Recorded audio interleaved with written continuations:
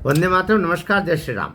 राजनीति में कब क्या हो जाए कुछ कह नहीं सकते, लेकिन अभी अभी जो हो रहा है इसका तो सचमुच भी जो असंभव जैसी चीजें थी वो भी हो गई। अब तक ये कहा जाता था कि प्रेम और युद्ध में सब कुछ जायज है। अब कहा जाने लगा प्रेम, युद्ध और राजनीति में सब कुछ जायज है। अब हो गया, क्षमा करना, अब हो गया। जब टीएमसी के जो टूट करके आए उसमें सयानी घोष आई तो पक्का हो गया कि राजनीति में कुछ भी हो सकता है। फिर इधर से जो उससे पहले आप पार्टी के राघव चड्ढा टूट के आए तो राघव चड्ढा के पीछे तो कारण थे, लेकिन सयानी घोष का इधर टूट के आना भाई आश्चर्यचकित कर गया। ममता बनर्जी उस सदमे से अभी तक नहीं निकल पाई है, क्योंकि वो तो बताया जाता है कि रात को सोती भी है तो उसको जाने क्यों सयानी घोष की याद आती है। अब रात को सोते समय कितना चाहती होगी, एक बेटी की तरह कितना चाहती होगी उसको वो। मतलब मैं सही संदर्भ में लीजिएगा, क्योंकि मैं कभी गिरावट की बात नहीं करता हूँ, लेकिन कितना स्नेह करती रही है। लेकिन वो वहाँ से भी दुलत्ती मार के निकल आई, और अब जो बताया जा रहा है वो आपके और पांव तले की जमीन खिसका देगा।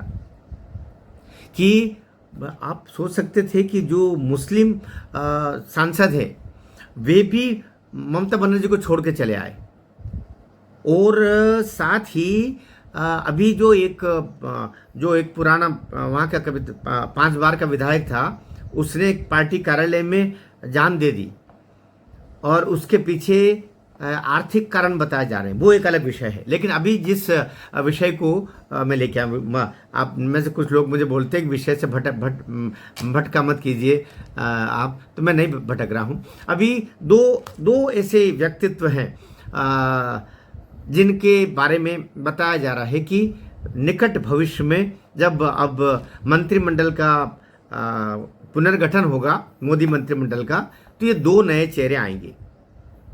उन 2 नए चेहरों पर मैं आपसे इस वीडियो में बात कर रहा हूँ। देखिए, पुराना कहते हैं ना कि लगातार पानी जहाँ रुका रहता है तो काई जम जाती है, वो पानी फिर पीने लायक नहीं रहता। इसलिए भारतीय जनता पार्टी भी इस पर ज़्यादा भरोसा करती है, कांग्रेस तो नहीं, क्योंकि कांग्रेस में तो पुराना पानी, खड़गे जी को अपन देख रहे हैं, काई जम गई ऊपर तक। लेकिन भारतीय जनता पार्टी में मैं निरपेक्ष भाव से भी कहूँ इस बात को, तो कि उसमें पुराना पानी निकलता रहता, नया पानी आता रहता। पुराना पानी जाएगा, नया पानी आता रहेगा, पुरानी हवा निकलेगी, नई हवा आएगी, तो ये बयार का बदलना बराबर जारी रहता है। और उसी तारतम्य में अभी 2 नए चेहरों की बात हो रही है जो अभी नए पुनर्गठन में आएंगे, और उनके संकेत दे दिए गए हैं, ये भी बताया जा रहा है। उनके संकेत दे दिए गए, उनको संकेत दे दिए गए, दोनों ही बात, उनके संकेत दे दिए गए अर्थात जहां देना है वहां संकेत दे दिया, और उनको संकेत दे दिए गए अर्थात जिनको ऐसा करना उनको भी दे दिया गया। ये दोनों चेहरे में एक, मैंने कहा ना आपके पांव तले की जमीन खिसक जाएगी, उसमें एक नाम सयानी घोष का ही है। सयोनी घोष के लिए सयानी घोष के, लेकिन सयानी ज़्यादा सही है, सयानेपन का पूरा उसने काम किया है उसको। और उसमें स्मृति ईरानी जिन मंत्रालयों को कभी संभालती रही है, स्मृति ईरानी को चूंकि संगठन में दे दिया है, तो स्मृति ईरानी जिन दायित्वों को संभालती रही है, बताया जा रहा है कि वो दायित्व महिला विकास जैसा प्रभाग उसको दिया जा सकता है अभी राज्य मंत्री दर्जे में। यहाँ तक तो सयोनी घोष के बारे में जानकारी निकली है। और दूसरा नाम भी वही जिसका उल्लेख अभी मैंने थोड़ी देर पहले किया, वो है राघव चड्ढा। राघव चड्ढा को भी लेने का पूरा जो पासे होते हैं वो चल दिए गए हैं। यद्यपि राघव चड्ढा ने पासे नहीं चले, राघव चड्ढा ने तो केवल समर्पण दिखाया है, लेकिन उसका समर्पण ये बता रहा है कि उसकी सही जगह निशाने पर तीर लग चुका है। और खेल युवा कल्याण जैसा प्रभाग भी राघव को दिया जा सकता है।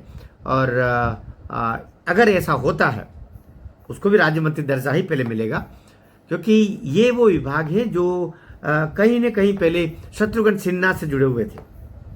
तो शत्रुघ्न सिन्हा का रिप्लेसमेंट एक तरीके से राघव चड्ढा द्वारा हो रहा है, और स्मृति ईरानी का रिप्लेसमेंट एक तरीके से हो रहा है सयोनी घोष के द्वारा। यद्यपि ये दोनों भारतीय जनता पार्टी के नहीं है, लेकिन भारतीय जनता पार्टी व्यक्ति देखती है, उसकी निष्ठा देखती है, उसके बाद में वो पहले राज्य मंत्री के रूप में उसकी परीक्षा ले लेगी।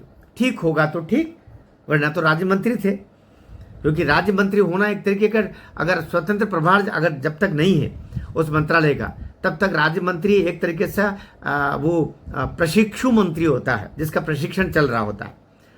तो सारी सुविधाएं रहती है, सब कुछ रहता है, प्रोटोकॉल्स मिलता है, सब कुछ होता है ना। छोटे मोटे काम भी कर सकता है अपने मंत्रालय के, लेकिन जो भी होगा वो कैबिनेट मंत्री का जिसका मंत्रालय है, कैबिनेट मंत्री के रूप में जिसका जो मंत्री होता है वो उसकी सहमति से ही होता है। तो ये अभी दोनों राज्य मंत्री के रूप में उस नए मंत्रिमंडल में आ सकते, नए या पुनर्गठित मंत्रिमंडल में आ सकते। ये जानकारियाँ थी। आपको इन जानकारियों के साथ में जो उठापटक चल रही हैं उनके बारे में भी एक विस्तृत वीडियो बनाने वाला हूँ। बीच में दिल्ली मेरा एक दौरा भी हुआ, उसको लेकर के भी कुछ बातें हम करेंगे। लेकिन अभी तो ये दो जानकारियाँ, ये सही होगा निर्णय या नहीं होगा, इसके बारे में भी कमेंट बॉक्स में ज़रूर बताइए। भारत माता की जय।